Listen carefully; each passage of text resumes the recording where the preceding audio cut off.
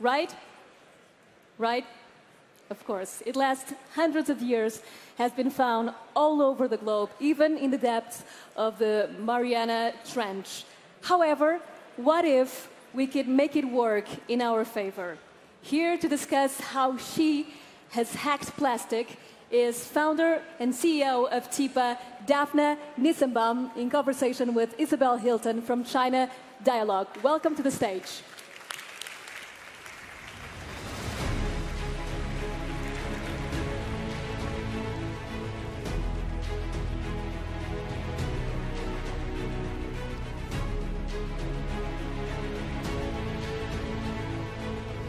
Good morning and welcome. And it's great to be here with Daphna. You know, at China Dialogue, one of the biggest issues that we look at is ocean plastic. Hundreds of millions produced every year, half of it single use.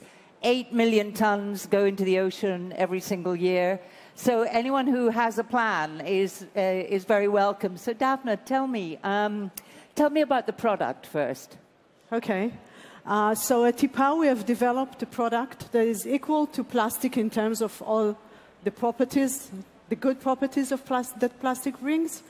But at the same time, it's fully compostable, which means it biodegrades, it disintegrates to small parts, and then biodegrades, eaten by bacteria, all that within 6 months, as opposed to thousands of years for regular plastics. So no traces left?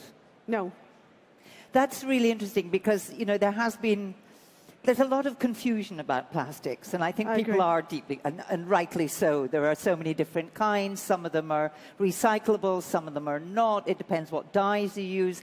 And a lot of the plastics that have been described as compostable might be, but it takes 100 years. So what did you hack? You know, what's the difference here? So you're talking about biodegradable. So biodegradable can be, even we are biodegradable, right? So biodegradable can be hundreds of years, will biodegrade in hundreds of years.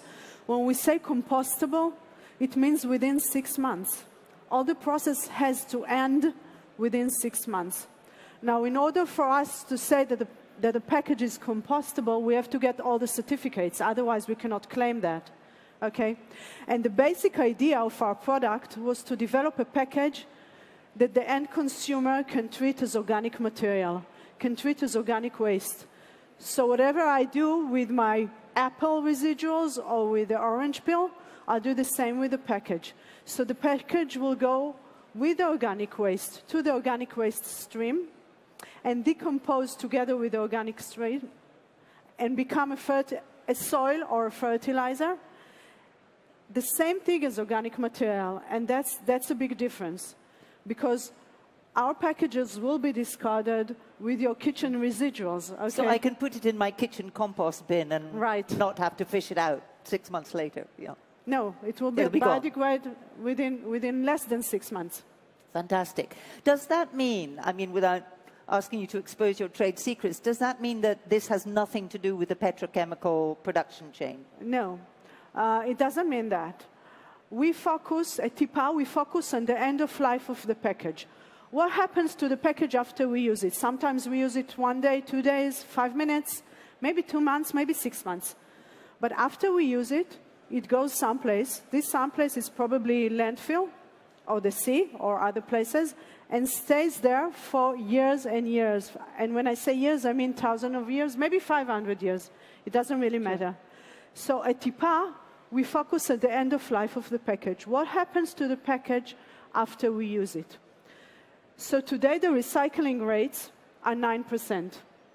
That's the latest study. Yeah. The latest study says that worldwide, recycling rates are 9%. So obviously, the majority of the packages go to landfills or, in the worst case, to the sea, right? And stay there forever.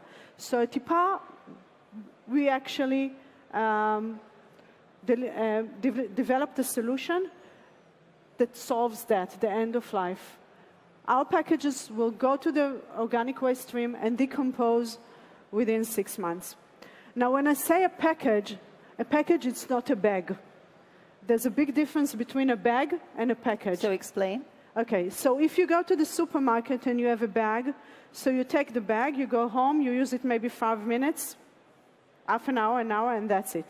When I say a package has to go through all the supply chain to protect the goods, to be on the shelves, to provide all that.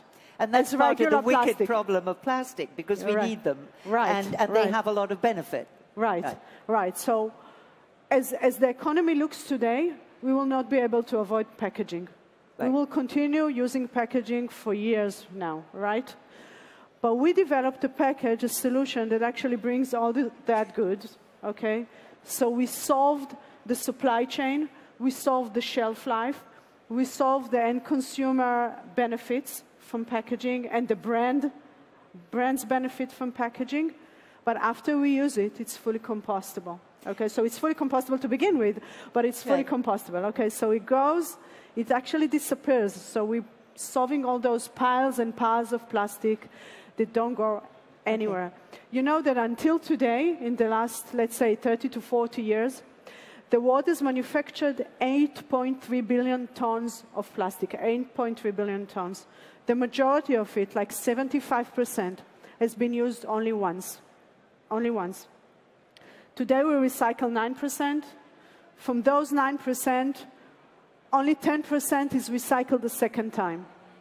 So eventually, it's not solving the problem. So the package will go, even if we delay the problem, so we recycle maybe once, maybe twice. Eventually, that plastic goes to be buried someplace. And we want to avoid that, okay?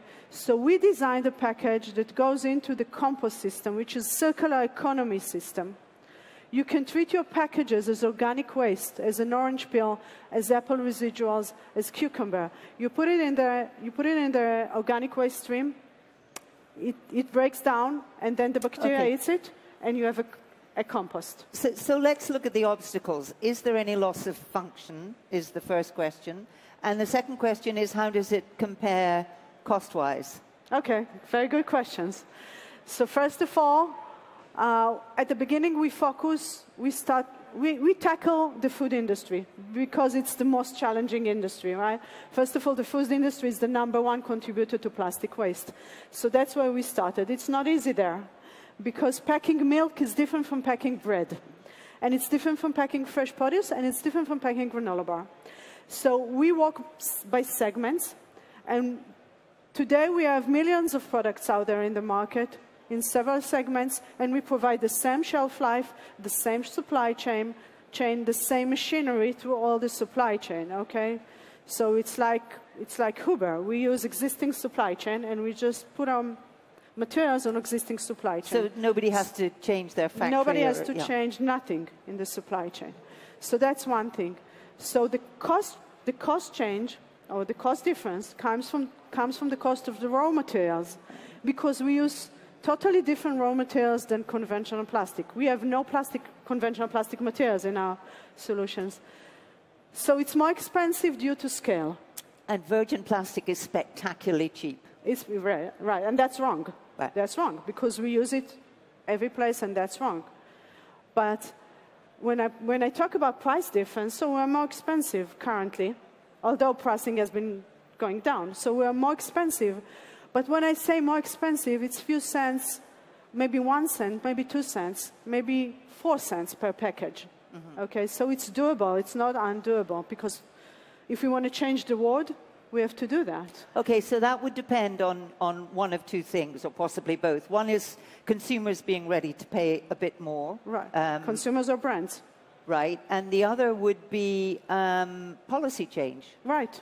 And what kind of policy change would you like to see? First of all, we're actually living the period of policy change. Why? Because China used to accept half of the waste from all over the world. And that waste that was shipped to China, put on a ship and shipped to China, was marked as recycled. That's a recycling system. So China stopped that in 2017, announced that they're going to stop that. And actually, effectively, from January 2018, China is not accepting any more waste coming from other places. But it's being dumped in other places now. So now, governments find themselves having to handle twice of the waste that they used to handle, right? So that actually drives massive regulation from all over the world. So Europe Europe leads that, the EU leads that, and especially the UK and France. We see a lot of legislation coming out there. Then we see legislation coming from India, from Australia, and other places. So, and all that happened in the last 9 months or so, okay? Because suddenly there's a perfect storm out there, and the spotlight is on plastic. Right. And everybody understands today that we need to do something in order to change that fast-growing path of using plastic. If we continue like that, within 20 years, we will manufacture 4 times more than we have ever manufactured until today, and that will be above human capacity to handle. So something crucial has to be done to change that course. Okay, I have more questions. Okay. Well, one is that if you presumably want to take over the world, right. You know, everybody here does, but this is a worthy cause. Is there an impediment to scaling in terms of what you need for your supply chain to produce this wonder plastic, compostable plastic? Okay. Are there limitations that you will face in terms of what the raw materials that you use? It's a very good question, because we aim to change the world. I mean, we're not here to do something small. We're here to change the world. We buy raw materials. We buy compostable raw materials, not conventional plastic, compostable raw materials. And we have IP based on in our packaging, okay? So we have 7 patents worldwide already approved, already granted. So, as I said, like the new economy thinks about working on an existing supply chain, we do the same. We work on existing machines to manufacture the films and then the packaging and through all that. So actually, the whole world is in front of us. And if tomorrow I want to start manufacturing in Australia, I can do that. Today we manufacture in Germany. We needed to scale up. We started manufacturing in a new factory in Italy as well. So actually, the scaling up is very easy, okay? It's out there. The machines are out there. So we manufacture close to our clients, close to our market. We avoid shipment. We just integrate to existing machines. And in this way, we can use all the infrastructure out there. Now, in terms of the feedstock. Exactly. We work with big companies. Today, they manufacture a certain amount of polymers, of compostable polymers, but it's very easy to scale up and to scale up in that direction as well. Okay, so there's no limitation, not hard limitations on that. It's a matter of timing and scaling up. Okay. Good. I want to talk about a free plastic supermarket. Sure, the Dutch one. Yep. So there's a free plastic supermarket in the Netherlands. They were the first one to do that in Ecoplaza in the Netherlands. They actually launched a plastic-free supermarket. So there's no plastic there. All the flexible packages are based on TIPA, on our products, and it's a beautiful, innovative first step. We see more and more supermarkets supporting that and going through into free plastic aisle. One more thing to say, we're also active in the apparel industry. Apparel, right? Okay, so we have customers like Stella McCartney, who actually adopted all our packages and uses our packages. Right. And I have some samples if you want to see. Okay. So all these people are here because they care about the state of the planet. What can everyone here do to accelerate this transition? Okay.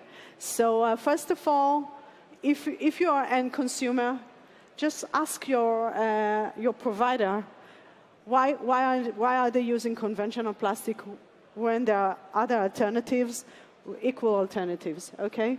So that's pressure from the end consumers. If you're a brand, just come talk to us. We're ready to collaborate and go mutually into changing this hard thing of plastic. So get out there and demand a change from whoever provides your food. Yeah. Okay, I want to go back to the China question because we followed this on China Dialogue very closely. And yes, the Chinese government banned the import of certain types of plastic. And that did create a problem. It's all piling up elsewhere. Manufacturers are looking for cheaper places to recycle. But China remains one of the biggest sources of marine plastics for all sorts of reasons. They continue to produce it. They continue to use it. The growth is growing. What are your plans for cracking China? There's a whole world out there that uses plastic. China is a big portion of it. We're starting with early adopter territories, which are mainly in Europe and the US.